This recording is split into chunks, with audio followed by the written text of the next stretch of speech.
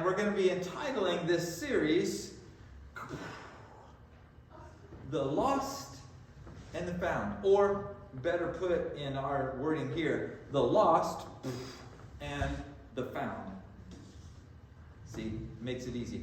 See, in sign, for those of you who are new, we establish certain places. Everything with the world is connected over here, and everything with God in heaven is connected up here. So if I'm reaching up here to the stars, that's where God's kingdom is. And if I'm reaching down here to the world, that's where the world is. So, our title, The Lost and the Found. So, when we think about things that are lost and found, I don't want to spend too much time with it, but just think about it for a moment. Every one of us have been in school at some point in time. For some of us, maybe it was recently, maybe it was yesterday. For some of us, maybe it was 10 years ago at a graduation or other when we met. For others of us, maybe it was a long time ago when we were in school. But it doesn't matter. All of us have been there, or maybe we even grew up in a home school and we never even went to a school with hallways and whatnot. It doesn't really matter. But every one of us have had things that were important to us and we have misplaced it and lost it somewhere, right? Maybe you have a job and at your work you have your favorite lunchbox or your favorite mug. It's like a coffee mug, right? Man, it's your favorite one. Woo, it's awesome. You have it everywhere. And then one day you walk into that, break room, you walk in there, the lunchroom, and my mug, it's gone. Where'd it go? Where'd it go? And you're searching everywhere and you can't find it. It's lost. You're like, blast it all. And then, so what do you have to do, right? You got to search for it. Sometimes you're on a bus or maybe a plane or, in other ways of traveling. Well, Christy is not here, so I can tell she's probably watching today. By the way, side note, Christy had a very successful surgery on her hand yesterday. That's why she's not here tonight. But I know she's watching us right now, so hello, I love you, dear. But she is, but in times past, not recently, this was a long time ago,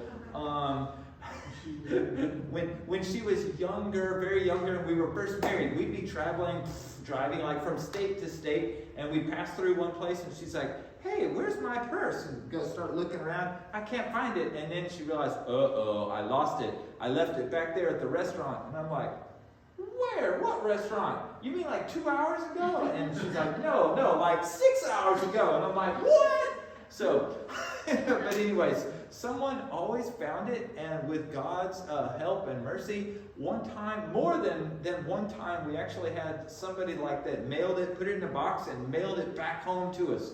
I was like, wow, that's pretty good. So there's good people out there in the world, y'all. Mm-hmm. They exist. But things get lost. Maybe you're at an event, things get lost.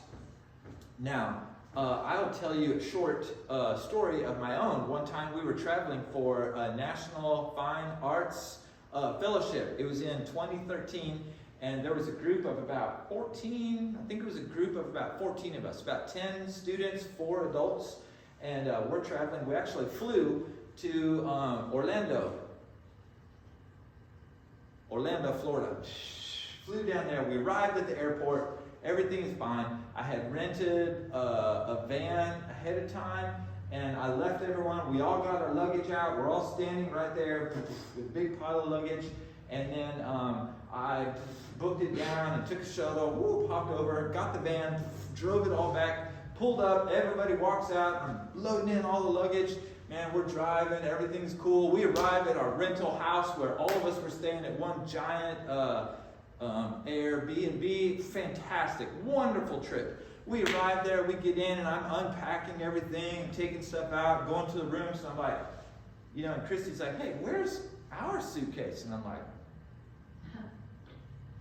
uh-oh. Somehow I had left our suitcase right there with the pile, and nobody else picked it up, so it's my fault. I can't blame them. I was the leader, so, I accept. But anyways, so I had to call the airport, and I'm like, do you have a lost and found? And they're like, oh, yes, sir. Let me get you connected over there. Woo, a little while later, 30 minutes, an hour, they're calling back. Oh, we found your suitcase. And I'm like, whoo, yes. So then drive back an hour over there to get it back. But it was a little bit of a delay to actually have that suitcase. Point is, sometimes things that are important to you and I become lost. And it's not necessarily a fault. Maybe it's a fault. Maybe it's just an accident. But sometimes they just become lost. And they need to be found. We have to search for it. We have to take an action to be able to find it. Well, it's the same thing in our story today. So, this is, again, the Lost and Found series. The whole thing comes from Luke chapter 15. And it's the entire chapter, 1 through 32. Last week, this chapter talks about 3 stories, 3 parables that are broken down. The first one we covered last week about the lost sheep. And the second one is the lost coin. And the third one is the lost son, which we will cover next week. I started out to prepare everything. I'm like, oh, no way. This would be the second longest sermon ever. And I'm like, I can't do that again.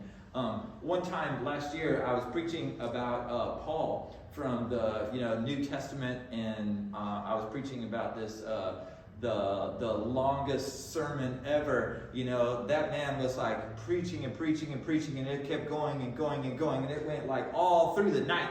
Until one young boy sitting up there on like the 3rd story window is like, he falls asleep and falls out, dies. Of course, God brings him back to life. But anyways, that's another story.